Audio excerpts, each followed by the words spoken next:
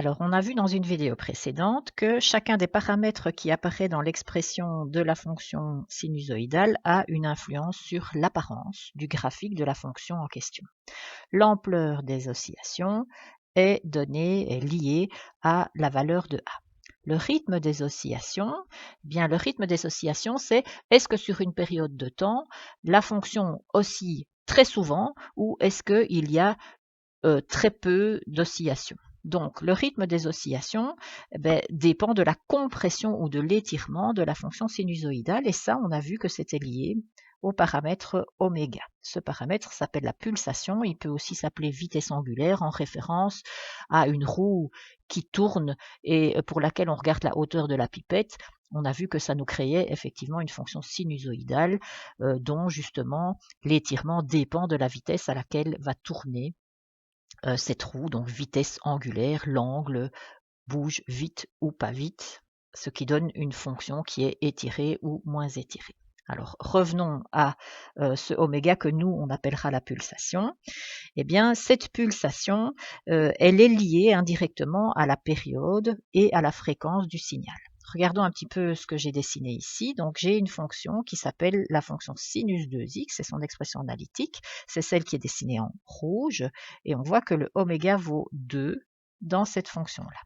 La fonction verte, c'est la fonction sinus x. On voit que la période de la fonction rouge ne vaut plus que pi, alors que la période de la fonction verte valait 2π. Donc, qu'est-ce qui s'est passé? La période t de la fonction rouge est devenue pi, c'est-à-dire la période initiale de la fonction verte divisée par la valeur de oméga. Donc, on peut le réécrire comme 2π sur oméga.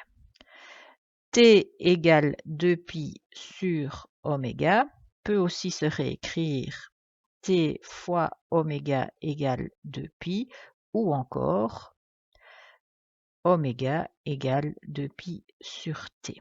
Donc, le oméga se calcule à partir du t et le t peut se calculer à partir du oméga. Dès qu'on connaît un, on connaît l'autre. L'autre paramètre qui est lié à oméga et à t, c'est la fréquence, puisque on l'a vu par définition, la fréquence d'un signal est obtenue en divisant 1 par la période. Donc c'est l'inverse de la période. Alors, on a vu aussi dans la vidéo que l'oscillation pouvait ne pas se faire autour de l'axe des X, mais autour d'une droite horizontale qui se trouvait plus haut ou plus bas. La position, la hauteur à laquelle se trouve cette droite horizontale est donnée par la valeur de B. Donc, la valeur autour de laquelle se fait l'oscillation est donnée par la valeur de B. Et enfin, on a vu aussi dans la vidéo que quand on faisait varier le paramètre phi, on avait un décalage, une translation de la fonction sinusoïdale, soit vers la gauche, soit vers la droite.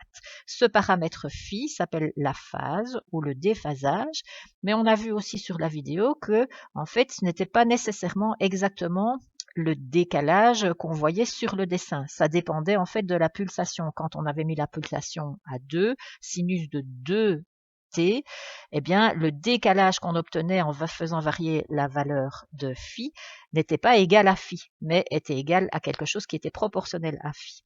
En fait, on sait, si on réécrit la fonction sinusoïdale, faire apparaître le décalage réel. Pour ça, il faut mettre le oméga en évidence dans la parenthèse. Et si on met le oméga en évidence, voilà comment on peut se réécrire la fonction de départ. Si je redistribue le oméga ici, je vois bien que je réobtiens oméga t plus phi. Alors l'avantage de l'écrire comme ça, c'est qu'effectivement, ici dans la parenthèse, on trouve la valeur du décalage réel visible sur le dessin. Donc si je récapitule, le décalage réel qu'on appelle delta t et qui est visible sur le dessin s'obtient en faisant phi sur oméga. Si je multiplie par oméga de chaque côté, j'obtiens une réécriture de cette même formule qui est que phi est égal à oméga fois t. Donc quand je connais delta t, quand je connais delta t je peux calculer phi. Quand je connais oméga et phi, je peux calculer delta t. Il y a une relation entre ces trois paramètres-là. Alors attention, on avait bien vu dans la vidéo que le sens du décalage est contre-intuitif. Si le phi est positif, c'est que on a un décalage vers la gauche. Si on a un phi qui est négatif, on a un décalage vers la droite. C'est évidemment la même chose au niveau de delta t qui a le même signe que phi, vu la formule qui permet de le calculer. Et alors, dernière chose, quand on a le dessin et qu'on veut déterminer le décalage réel, ce qu'il faut bien regarder, c'est la position du point qui se trouve au milieu de la montée. C'est l'espace, c'est la distance qu'il y aura entre ce point-là et l'axe des Y qui va me donner delta t. Alors, tu trouveras dans le cours une vidéo reprenant une synthèse qui permet d'expliquer comment, à partir de l'expression analytique d'une fonction sinusoïdale, trouver le graphique de cette fonction ou inversement, comment, à partir du graphique d'une fonction sinusoïdale, trouver l'expression analytique de cette fonction. Alors ici, par contre, je te montre un petit exemple où on construit petit à petit la fonction sinusoïdale dont l'expression est donnée. Donc, 2 fois le sinus de pi t plus pi sur 4. Ce qu'on va faire, c'est qu'on va s'intéresser aux différentes transformations qui ont été faites par rapport à une fonction classique sinus t qu'on connaît bien, et pour voir ce que donne finalement la fonction donnée au départ. Alors, première modification qui a été faite par rapport à la fonction sinus t, on voit qu'il y a un x2 devant. Le x2, c'est en fait l'amplitude qui est modifiée. L'amplitude est multipliée par 2 par rapport à une fonction sinus habituelle. Donc voilà ce que ça donne. La fonction en tiret, c'est la fonction 2 sinus de t. Elle est 2 fois plus ample que la fonction sinus t habituelle. J'ai repris sur le dessin la fonction 2 sinus t, donc le x2 qui était dans la fonction qu'on doit avoir finalement, il a été déjà réglé. Donc l'amplitude de la fonction est multipliée par 2 par rapport à un sinus normal. Qu'est-ce qui se passe maintenant à cause du paramètre de la pulsation qui vaut pi?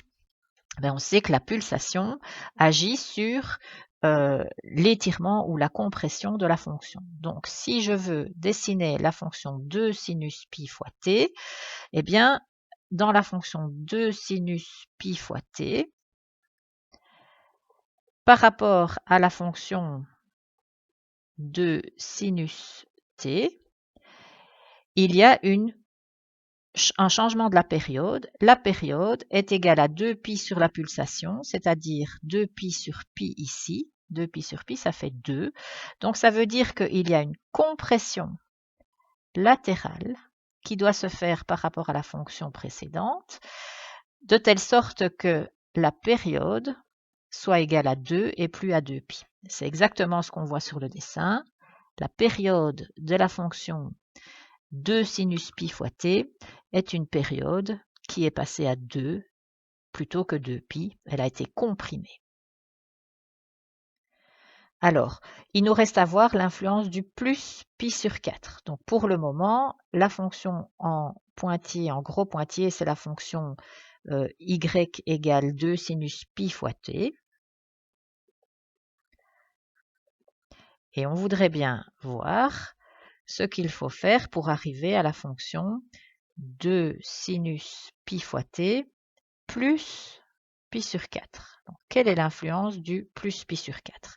Le plus pi sur 4, on sait bien que c'est la valeur du déphasage, phi. Il est positif, ça c'est la première chose à voir, donc ça veut dire qu'on va décaler la fonction vers la gauche. De combien est-ce qu'on va la décaler? Eh bien pour ça, il faut calculer le décalage réel visible sur le dessin. Le décalage réel s'obtient en faisant phi divisé par oméga, c'est-à-dire pi sur 4 divisé par oméga qui vaut pi. Pi sur 4 divisé par pi, c'est la même chose que pi sur 4 fois 1 sur pi. Les pi se simplifient, il reste un quart. Donc ça veut dire que on doit décaler la fonction de sinus pi fois t de 1/4 d'unité vers la gauche. C'est exactement ce qui s'est passé. 1/4, c'est bien cette distance-là, vu la graduation, c'est clair, et on voit bien que toute la fonction a été translatée de 1/4 d'unité vers la gauche. Donc si je récapitule, la fonction qui est en petit pointillé ici, c'est une fonction où on a l'amplitude qui a été multipliée par 2, où on a eu une compression de telle sorte que la période soit égale à 2, une compression latérale, et on a eu aussi une translation qui a été faite vers la gauche de 1/4 d'unité.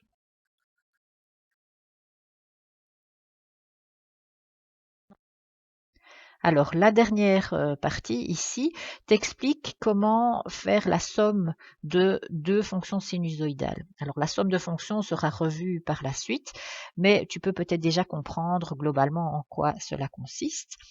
Donc, c'est compréhensible dans la vie de tous les jours via les sons. Quand un son pur est émis, on peut le visualiser via une onde sinusoïdale. Donc ici, on pourrait imaginer qu'un premier son a été émis et un deuxième son est émis en même temps. L'oreille, dans ce cas-là, va recevoir une onde qui est la somme des deux ondes précédentes, celle qui est visualisée en noir ici sur le dessin. On voit qu'elle n'a plus la forme d'une onde sinusoïdale et ça va, au niveau de l'oreille, correspondre à un phénomène de battement. Ça va faire une drôle de sensation dans l'oreille, c'est dû à ce genre de choses-là.